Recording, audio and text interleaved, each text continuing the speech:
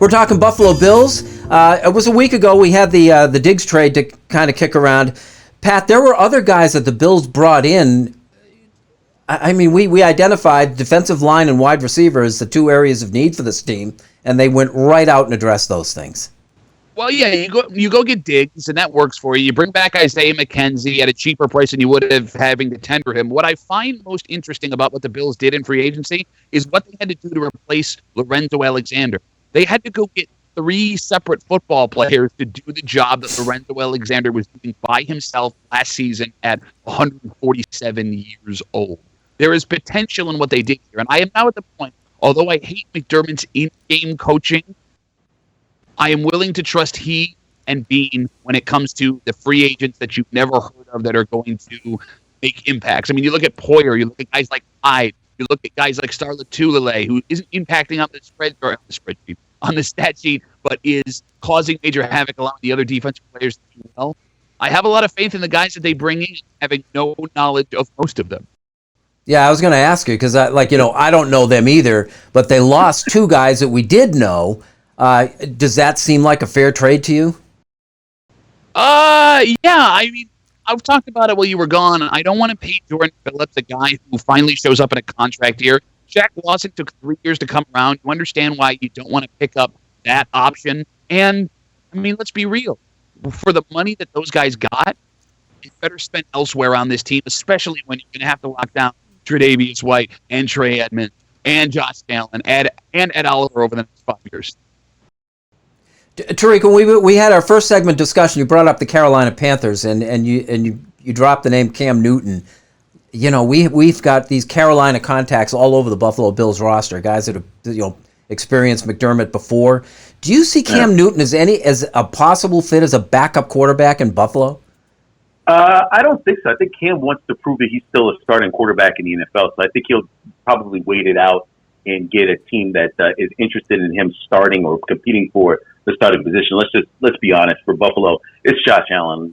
Barring an injury, there's no way Josh Allen is losing the starting position. I do think it puts a lot of pressure on Allen when you put in all these different weapons they now have: John Brown, Stephon Diggs, Cole Beasley.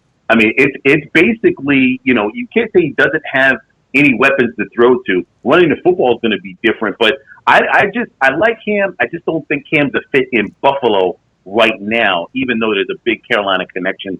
I'm not sure where Cam ends up right now. When the music stops playing, he might not have a chair. Yeah, I was going to ask you, who really has a need that doesn't figure to address it in the draft high up, It's almost better if you just sits it out and waits a little bit and see where teams go. Let's see where the league, if we're playing in September, let's see where we are. Let's see if any guys, unfortunately, it's a violent sport, guys get hurt. Guys are not performing well. Guys come in and get signed to contracts and they don't look good. So we'll wait and see. If I'm Cam Newton, I have to wait this out through coronavirus, through everything, through free agency, through the draft, and find out where I land. But for Buffalo, I like the way they're spreading it around. What about Josh Norman defensively? I mean, 1 year, worth it.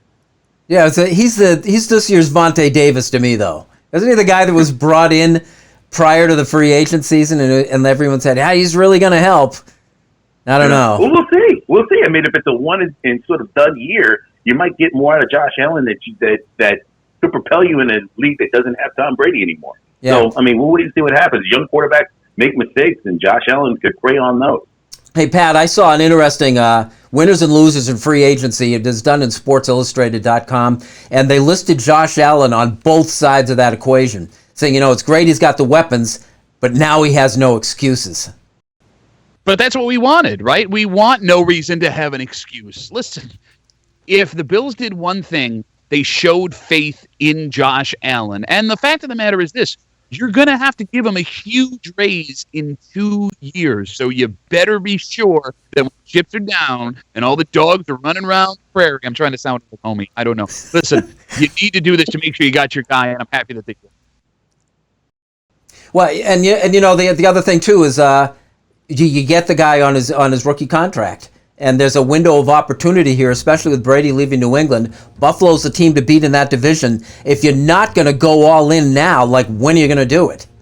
You got 3 years. You saw what happened in Seattle. You had Russell Wilson on his rookie contract. You were allowed to pay the guys around him. Since that rookie contract ended for Russell Wilson, the team's been good. Hasn't been Super Bowl worthy. Buffalo has 3 seasons to get it done, and they have 2 first-round picks from the year that Josh Allen came out. So you got to pay both of them big money. Do it now, or it ain't gonna happen.